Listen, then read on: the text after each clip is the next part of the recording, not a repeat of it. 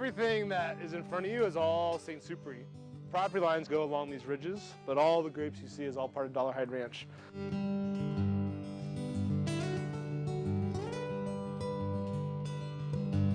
Every location, every vineyard is unique to its place. You know, that's what we as winemakers talk about with terroir.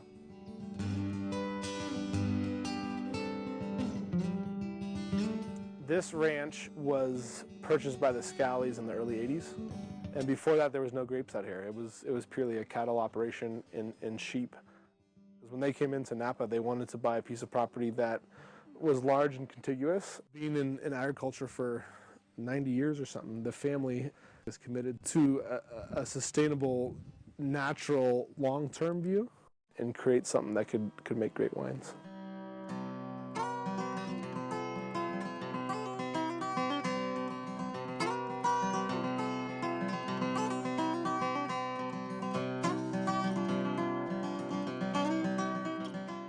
All that flat stuff out there pretty much is Sauvignon Blanc. All the rolling hillsides going back this way is pretty much all Cabernet. So we have about 200 acres of Sauvignon Blanc, which is about 10% of all the Sauvignon Blanc planted in Napa. I think this location of the ranch is a special place because we have less fog influence. We get a little bit warmer days and a little bit cooler nights. So we also have about 200 acres of Cabernet Sauvignon, and then we have a little bit of the rest of the Bordeaux varieties. So we have Petit Verdot, Malbec, Cab Franc, a little bit of Semillon.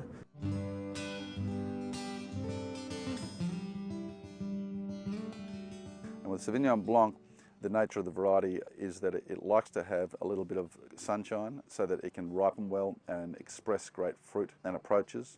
With Cabernet Sauvignon, they need some good sunshine to get great tannin structure, great phenological ripeness, and this property allows that. We have very cool nights and cool mornings that take a little while to warm up, but a nice even sunshine through the morning, so the vines really operate and work well and progress well towards ripening.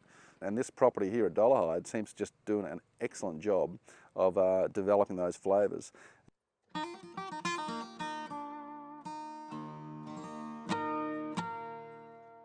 So what we're doing in other parcels right now is actually going through and making sure all these chutes are up in the wires, kind of make a nice uniform environment.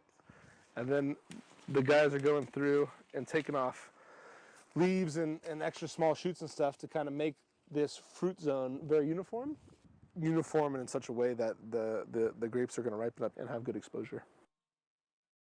Sustainable farming, for us here, we have a lot of different practices, everything from owl boxes, so they can maybe help keep rodents under control. We use a lot of cover crops in the winter here. So cover crop is when you actually plant down the middle of a vineyard row, you plant a secondary crop. So we'll plant a mix of legumes and grasses and oats. So this plant right here is vetch. So vetch is a legume, which is in the bean family. The unique thing about the legume group of plants is they can fix nitrogen. So they actually take the nitrogen from the air and they actually put it down in the ground. And so part of sustainability is we'll be planting this, we'll incorporate this in either through disking or mowing, and that will actually add nitrogen that the grapes can then use. So you can kind of rely on a natural source for your fertilizers.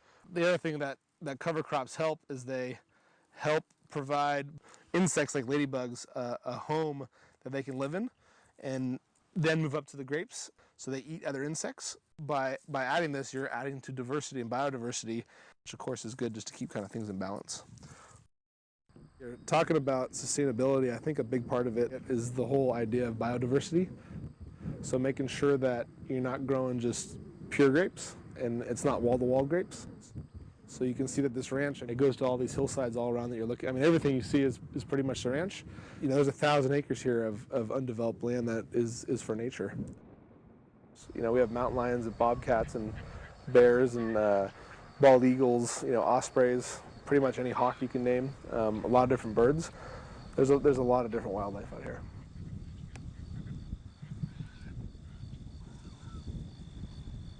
And then as far as diversity that we've added, we've planted a bunch of different heirloom varieties of peaches, nectarines, plums, apples, Asian pears.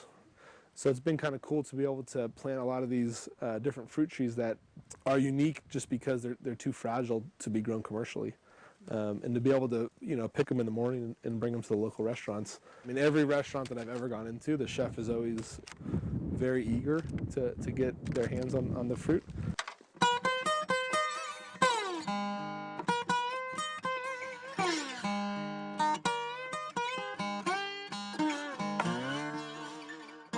Bees, we have, I think, 9 beehives now. This is Dollarhide honey, fair grade. You take it to a county fair and you enter this in an exhibit, and this would come in pretty well. This is pretty well capped off honey. You don't see it much better than that. Grapes actually don't need bees. Grapes aren't pollinated by bees; they're wind pollinated. But the bees, are out here they help with the peaches, they help with all of our fruit trees, and obviously they help the native environment as far as pollination goes. This is a good harvest. But all these that we're taking off here today, we'll probably end up with about between 50 and 80 pounds of honey. Beehives were just one more thing that we thought we could do, and we've actually been able to sell a little bit to a couple different restaurants. It's a remarkable property. I mean, when you come out here and see it, just to be here, to physically see it, is a remarkable place. It's quite a large vineyard for a single vineyard. It has a lot of different aspects and terrain to it, which makes it a very interesting property. As you look around Dollarhide, you see a lot of hillsides. You see a lot of little valleys between all the hills. We've got a few different lakes on the property and what have you. And as you start in the low valley sort of locations within the property, you see deeper soils there. So the vines have a great ability to send a deeper root into the ground. Those areas seem to work very, very well here for Sauvignon Blanc. When we go to the hillsides, you see the soil's more shallow, so it becomes harder for a vine to grow.